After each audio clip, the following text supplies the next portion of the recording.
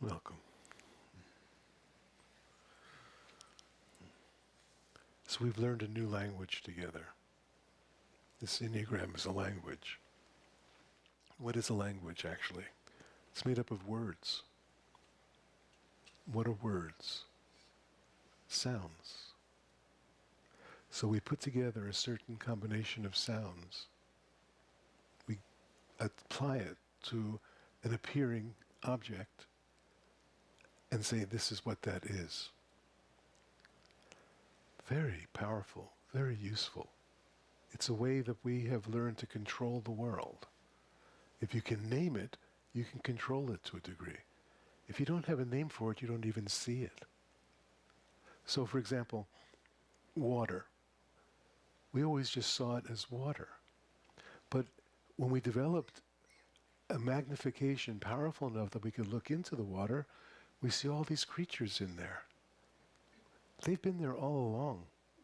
But now we can see them, we start to name them. And we start to give each one a name so that we can identify it again in the future, so that we can then see how it works. We can see what does it eat, and how does it divide, and where does it go, and what does it do. And so by looking into it with enough magnification, we see something that's always been there, and we name it, and we have a language for it, and that language allows us to talk about it. And then we can talk about it, we can learn about it, and we can learn how it works and how we can use it, or whatever it might be. And so language becomes the operating system. It becomes under the operating system. It's the architecture that the operating system works in. So then we see more closely, we can see inside those little animals, because we have more magnification, we can see all these little chemical processes that are happening. And we can give those names. And we can talk about it. So DNA, for example, not in my lifetime, there was a time when nobody heard that word and nobody knew what that meant. Now everybody, DNA, of course, everyone in the world knows what that is. But just not so long ago, we didn't have that language.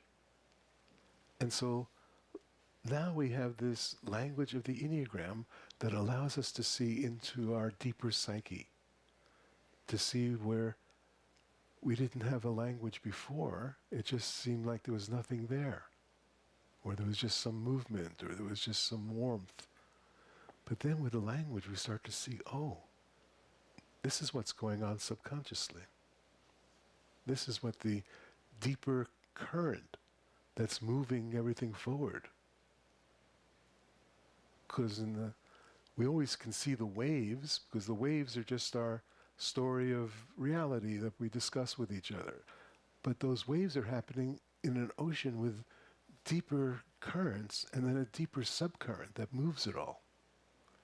And so when you start to be able to see through yourself, you start to be able to identify, this is the deeper current that's been running my life.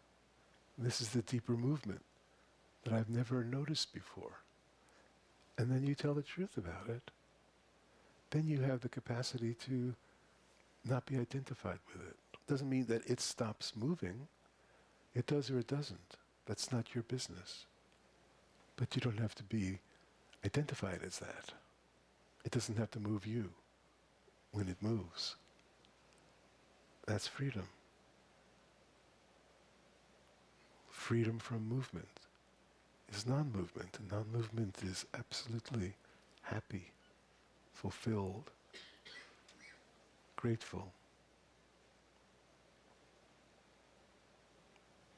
And so that's what we're here for. And so people get lost in learning the Enneagram by going into deeper identification of this is who I am, or that's just who you are, or stop being so six-ish, or stop acting like an 8, or whatever. We then project it onto the world as trying to control it. Now that I have the language for it, I can name it on you and control you with it. You're just acting like that because. It's another trap. It's only the fixation that does that. Purity, love, kindness doesn't lay that trip on someone else, doesn't teach them that way, doesn't correct them, doesn't fix them, doesn't need to project. Doesn't mean you can't see it. You see what you see. And to the degree that you see it, is the degree that you can have compassion and understanding.